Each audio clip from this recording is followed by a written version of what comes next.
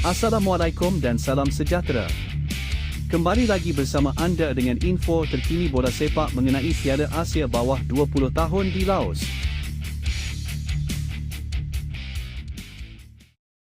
Aksi sukar yang bakal ditempur skuad bawah 19 tahun negara pada kelayakan Piala Asia bawah 20 tahun B20 2027 di Laos disifatkan sebagai cabaran besar yang perlu diharungi barisan pemain untuk terus berkembang. Situasi itu diakui pengendalinya Nafuzi Zain yang menegaskan mereka perlu melakukan persiapan yang terbaik bagi menghadapi tentangan daripada Australia, Indonesia dan Laos dalam kumpulan H itu. Jelasnya, ketiga-tiga pasukan memiliki kekuatan tersendiri sekaligus menuntut anak buahnya tampil dengan persembahan yang lebih mantap dalam usaha memburu tiket ke pusingan akhir di China.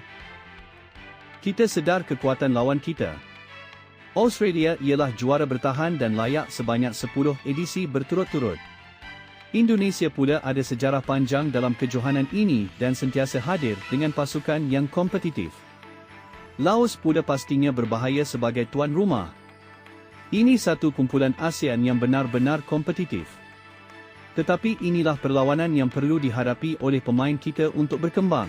Kita menghormati setiap lawan dan akan membuat persiapan sebaik mungkin untuk mengangkat nama Malaysia, kata Nafuzi.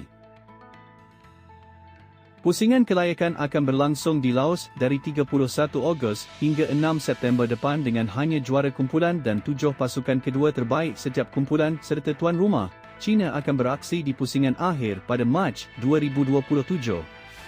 Sebagai rekod, pencapaian terbaik skuad negara di pentas Piala Asia B20 adalah naib juara dalam 3 edisi iaitu 1959, 1960 dan 1968.